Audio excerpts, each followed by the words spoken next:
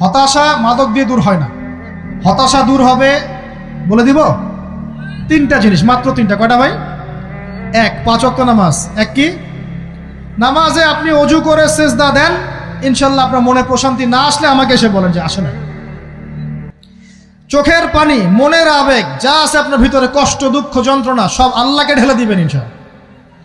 নিজের আবেগ ধরে রাখবেন এখানে, আপনি আল্লাহর জন্য ঢেলে দিবেন। মানুষকে আবেগ দেখা কি লাভ?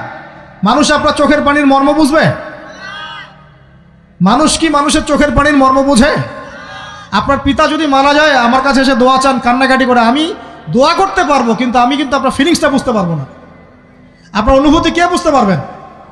আল্লাহ পাক আপনার ঘাড়ের রগের চেয়েও কাছে আছেন। সুবহানাল্লাহ, সুবহান। আল্লাহ পাক ঘাড়ের রগের চেয়ে কাছে আছে। গতকালকে বাংলাদেশের একজন বরেণ্য আলেমের সাথে একটা কনফারেন্সে ছিলাম। উনি বলছিলেন যে এক ব্যক্তি, এটা শোনেন, এক ব্যক্তি খুব তার শখ যে তিনি সাহাবীদের মতো নামাজ পড়া শিখবেন। কথা বুঝতে পারছেন? সাহাবীদের মতো নামাজ শিখবেন। তো একজন বরেণ্য আলেমের কাছে এসেছেন, এসে বলছেন যে আমাকে সাহাবীদের মতো নামাজ শিখিয়ে দেন। তখন সেই আলেম আরেকজন আলেমের সন্ধান দিয়েছেন, যা তুমি তার কাছে যাও, তিনি শেখাবেন। তো সেই ব্যক্তি একটু অবাক হয়েছেন, কারণ যাকে প্রশ্ন করেছিলেন তিনি অনেক বড় মুহাদ্দিস, আর যার কাছে পাঠানো হচ্ছে তিনি অত বড় মুহাদ্দিস নন, কিন্তু আবেদ, আমল করেন। তাকে গিয়ে বলছেন উনি আমাকে পাঠিয়েছেন সাহাবীওয়ালা নামাজ শিখিয়ে দেন। তখন তিনি বলছেন ঠিক আছে, সুন্দর করে অজু করে আসো, সুন্দর করে অজু করে আসো। অজু করার সময় খালি খেয়াল রাখবা যে আমি অজু করছি শুধু আল্লাহর সন্তুষ্টির জন্য। কি খেয়াল রাখবেন? অজু করছি শুধু আল্লাহকে রাজি খুশি করার জন্য অজু করছে, আর কোনো উদ্দেশ্য নাই আমার। অজু করতে যাচ্ছে, তিনি আবার বলছেন দাঁড়াও, শুধু আল্লাহকে রাজি খুশি করার জন্য অজু করো। আবার শুরু করছেন, আবার বলছেন শোনো, শুধু আল্লাহকে রাজি খুশি করার জন্য অজু করো। এভাবে বলতেই আছেন। নামাজে দাঁড়িয়েছেন, দাঁড়ানোর আগে বলছেন শোনো, শুধু আল্লাহকে রাজি খুশি করার জন্য নামাজ পড়ো। বলতেই আছেন। এক পর্যায়ে সে ব্যক্তি নামাজ শুরু করলো। নামাজে মনোযোগ এদিক ওদিকে যায়, আর তার মাথায় এটা আসে, এই শুধু আল্লাহকে রাজি খুশি করার জন্য আমাকে নামাজ পড়তে হবে, শুধু আল্লাহকে রাজি খুশি করার জন্য নামাজ পড়তে হবে। এই চিন্তা তার মনের মধ্যে ঘুরপাক খাচ্ছে। এভাবে নামাজটা সে শেষ করে চিন্তা করছে যে নামাজ তো পুরোপুরি মনোযোগ দিতে পারলাম না।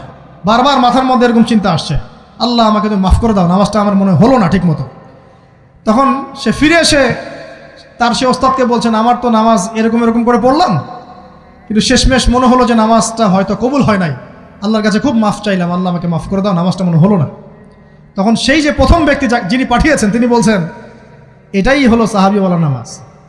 তারা আল্লাহকে রাজি খুশি করার জন্য নামাজ পড়তেন, নামাজ শেষ করে আল্লাহর কাছে ইস্তেগফার করতেন, আল্লাহ কিছুই হলো না।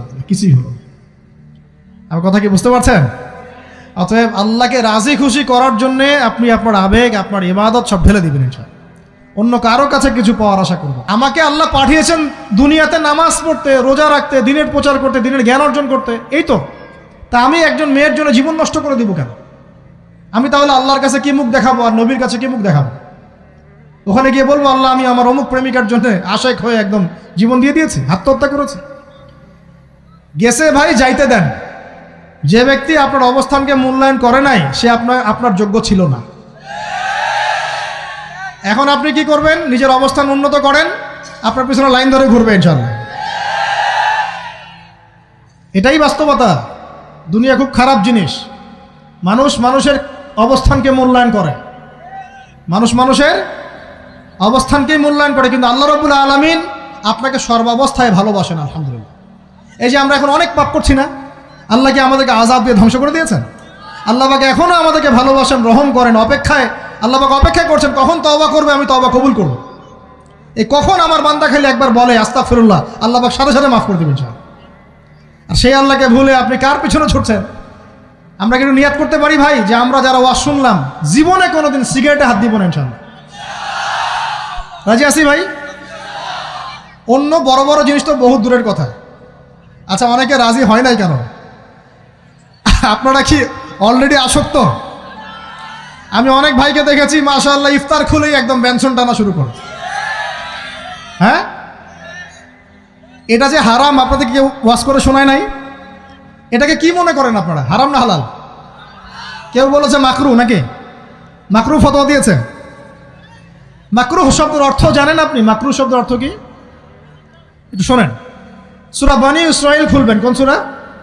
সূরা বনী ইসরাঈল আল্লাহ পাক বলছেন, আমি বনু ইসরাইলকে এই কাজগুলো করতে নিষেধ করেছিলাম। কোন কোন কাজ? জেনা করো না, জেনার ধার কাছে যেও না, এতিমের মাল আত্মসাৎ করো না, শিরিক করো না ইত্যাদি। যারা আলেম আছেন তারা আমার কথা বুঝবেন।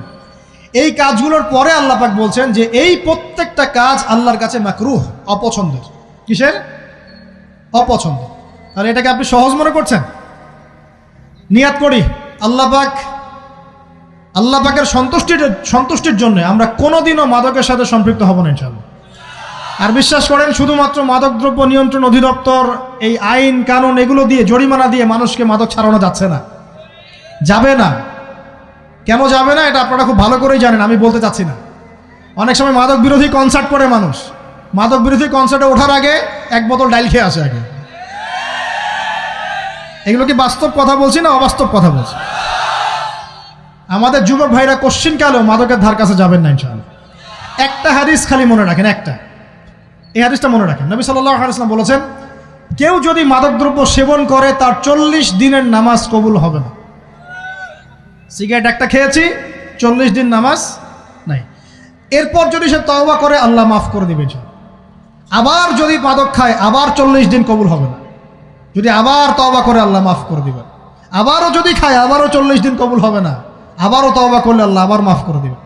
চতুর্থবার সে যদি মাদক খায়, আল্লাহ রসুল সাল্লাল্লাহু আলাইহি ওয়াসাল্লাম বলছেন, আল্লাহ পাক কিয়ামতের মাঠে তাকে তিনাতুল খাবাল পান করাবেন। কি পান করাবেন? তিনাতুল খাবাল। সাহাবীরা বললেন, ইয়া রাসূলুল্লাহ, এটা কি তিনাতুল খাবাল? কি? নবী সাল্লাল্লাহু আলাইহি ওয়াসাল্লাম বলছেন, এটা হচ্ছে জাহান্নামীদেরকে আযাব দেওয়ার পর তাদের রক্ত মাংসের যে পুঁজ বের হবে, এই যে ড্রিঙ্কস, জাহান্নামের হার্ড ড্রিঙ্কস, এই ড্রিঙ্কসের নাম হলো তিনাতুল খাবাল। আল্লাহ পাক আমাদের সবাইকে মাদক থেকে বাঁচিয়ে রাখে। আমল হচ্ছে কোরআন তেলাওয়াত। যে ব্যক্তি কোরআন তেলাওয়াত করতে পারে নিয়মিত, তার মনের মধ্যে এই হতাশা, এই ভীরুতা, এই কাপুরুষতা কিচ্ছু আসবে না ইনশাআল্লাহ। আমি গ্যারান্টি দিচ্ছি আপনাকে, হতাশা আসবেই না আপনার মনে যদি আপনি কোরআন বুঝতে পারেন। কোরআনের একটা আয়াত নিয়ে কোনো সময় দেখা যায় 2-3 ঘন্টা সময় পার হয়ে যাচ্ছে, আয়াতটা ছেড়ে সামনে যেতে পারছি না। কোরআনের ভিতরে ঢুকলে আপনি দুনিয়ায় ভুলে যাবেন কি হচ্ছে আশপাশে। আমি এমন অনেক আলেমকে দেখেছি যে একটা বই, পাতলা একটা বই, আরবি বই নিয়ে পড়া শুরু করেছেন, ওই যে ফজরের পরে জোহরের ওয়াক্ত হয়ে যাচ্ছে, বইটাই শেষ করতে পারেননি। বুঝতে পারবেন না, যখন আপনি ইলমের ভিতরে ঢুকে যাবেন, কোরআনের ভিতরে, হাদিসের ভিতরে, আপনার দুনিয়ার খেয়ালই নাই। একজন আলেম, তিনি এক রাত্রে একটা বই লিখেছিলেন, চটি বই, এক রাত্রের মধ্যে। বলা হচ্ছে, তার সম্পর্কে বলা হচ্ছে যে রাতের খাবার তাকে দেয়া হয়েছে যে আপনি এটা খেয়ে নেন। তো সে খাবারটা পাশেই আছে, খাবারটা খাবো, এটা লিখে খাবারটা খাবো, এরকম তার চিন্তা ছিল। ফজর হয়ে গেছে, বই লেখাও শেষ, খাবার এই অবস্থায় পড়ে আছে, ডুবে গেছেন ভিতরে, খাওয়ার মাথায় তার খেয়াল নাই। এরকম হয়। একজন মনীষী, বিখ্যাত মনীষী, রিয়াদুস সালেহিন কিতাবের রাইটার, সংকলক আল্লামা নববী রাহিমাহুল্লাহ। এই চ্যানেলের ভিডিওগুলো শুধুই প্রচারের জন্য। যদি কোনো আলেম শিরক বা বেদাতি কোনো আমলের কথা বলে এবং সেটা যদি সহিহ হাদিস দ্বারা প্রমাণিত না হয়, তাহলে সেটার দায় সম্পূর্ণ ওই আলেমের। আর আপনারাও আমল করার আগে যাচাই করে নেবেন, অন্যথা প্রপার চ্যানেল এটাতে কোনো দায়ভুক্ত থাকবে না। এরকম সারা রাত চলে গেছে, পাশে 2টা খেজুর, ওই 2টা খেজুর খাওয়ারই সময় পান। হাদিস নিয়ে গবেষণা করতে রাত পার হয়ে গেছে। আমি বলতে চাচ্ছি, যখন ইলমের ভিতরে, কোরআন হাদিসের ভিতরে ঢুকে যাবেন, আপনার দুনিয়ার খেয়াল আপনার চলে যাবে ইনশাআল্লাহ। এই টেনশন, হতাশা, এই সেই বাদ। তখনই আল্লাহ পাক আপনাকে তার পক্ষ থেকে রহমত দিবেন, বরকত দিবেন। আল্লাহ আপনার দুনিয়ার কাজগুলো করে দিবেন ইনশাআল্লাহ। তখন দেখবেন কেউ আপনার দুনিয়ার ওই কাজটা করে দিয়েছে, কেউ ওই কাজটা করে দিয়েছে, কেউ বাসায় খাবার পাঠিয়ে দিয়েছে। আল্লাহ পাকই এগুলো করাই দিবেন ইনশাআল্লাহ। তো প্রিয় ভাইরা, মাদকে যাবো না আল্লাহর কাছে আসবো? 2 নাম্বার কোরআন তেলাওয়াত, 3 নাম্বার আল্লাহর জিকির। 3 নাম্বার কি ভাই? আল্লাহর জিকির। চলতে ফিরতে সব সময় মুখ চলতে থাকবে, মুখ না চললেও মনে মনে মন তাজা থাকবে, মনে মনে জিকির হতে থাকবে। মনে মনে জিকির করতে পারেন? মুখ নড়বে না, কিন্তু মনে মনে আপনার একটা জিকির হতে থাকবে। সুবহানাল্লাহ ওয়া আলহামদুলিল্লাহ, লা ইলাহা ইল্লাল্লাহ, আল্লাহু আকবার। পারা যাবে? পারে। মানুষের মন কখনো চুপ করে থাকে না, কিন্তু মানুষের মন অলওয়েজ কিছু না কিছু চিন্তা করতে থাকে না, যতক্ষণ না ঘুমায় মানুষ। তো প্রিয় ভাইরা, বেশি বেশি জিকির করব, সুবহানাল্লাহ, আলহামদুলিল্লাহ, লা ইলাহা ইল্লাল্লাহ, আল্লাহু আকবার, লা হাওলা ওয়ালা কুওয়াতা ইল্লা বিল্লাহ, এগুলো চলতে থাকবে। আল্লাহ পাক তৌফিক দান করুন, আমিন।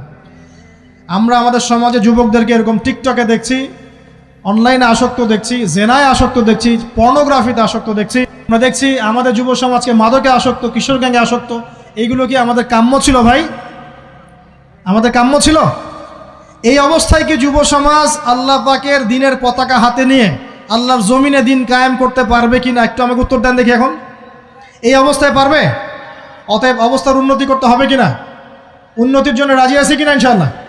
আমরা চাই কি আল্লাহ পাকের দিনটা আল্লাহর জমিনে প্রতিষ্ঠা লাভ করুক, আল্লাহর দিন সবার ঘরে ঘরে পৌঁছে যাক, আল্লাহ পাকের দিনের যে সৌন্দর্য সবাই সেটাই, এই সৌরভটা সবাই পাক। আমরা চাই কিনা সমাজে শান্তি প্রতিষ্ঠা হোক, আবার সেই রাসূলের মতো যুগ চলে আসুক? আমরা চাই কিনা? অতএব আমাদের সবাইকে যৌবনের এই প্রলোভনগুলো থেকে বেরিয়ে এসে আল্লাহ পাকের ইবাদতে আত্মনিয়োগ করতে হবে। আল্লাহ পাক আমাদের সবাইকে তৌফিক দান করুন, বলি আমিন। আমাদের সবাইকে আল্লাহ রাব্বুল আলামিন কুরআন এবং হাদিসের গভীর জ্ঞান অর্জন করার তৌফিক দান করুন, বেশি থেকে বেশি ইবাদত করার তৌফিক দান করুন।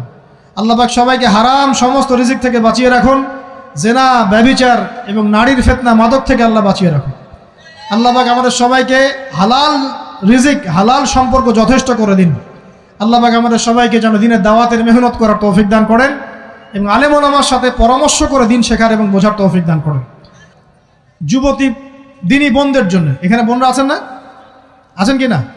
দিনী বোনরা আছেন? একটা নসিহত দিনী বোনদের জন্য আমি একটা নসিহত করতে চাচ্ছি, একটা নসিহত। আমার এই একটা নসিহত একটু মন দিয়ে শুনুন প্রিয় দিনী বোন। রাসূলুল্লাহ সাল্লাল্লাহু আলাইহি ওয়াসাল্লাম আমাদের দিনী বোনদের জন্য জান্নাতে যাওয়ার একটা ফর্মুলা বলে দিয়েছেন। আমি কি বলবো সেটা? আচ্ছা, রাসূলুল্লাহ সাল্লাল্লাহু আলাইহি ওয়াসাল্লাম বলেছেন আমাদের দিনী বোনেরা, আমাদের মায়েরা, এই নারী জাতি মাত্র 4টা কাজ করলে জান্নাতের যে কোনো দরজা দিয়ে ইচ্ছা প্রবেশ করতে পারবেন। খুশি হন নাই? কয়টা কাজ? মাত্র 4টা। এক, যদি আমাদের দিনী বোনেরা 5 ওয়াক্ত নামাজটা ওয়াক্ত মতো পড়ে, আল্লাহ পাক তৌফিক দান করুন, বলি আমিন। 2 নাম্বার, যদি তারা রমাদান মাসের রোজাটাকে ঠিক মতো আদায় করতে পারে। 1 নাম্বার 5 ওয়াক্ত নামাজ ঠিকঠাক আদায় করা, 2 নাম্বার রমজান মাসে সওম রাখা, 3 নাম্বার তাদের লজ্জাস্থানের হেফাজত করা, মানে শরঈ পর্দা মেনটেন করা, শরঈ পর্দা মেনটেন করা। এবং আমি বলে দেই, চেহারাটা আপনাদের পর্দার অন্তর্ভুক্ত। এটা নিয়ে অনেক বাকবিতণ্ডা হয় না সমাজে, চেহারা দেখানো যাবে কি যাবে না ইত্যাদি।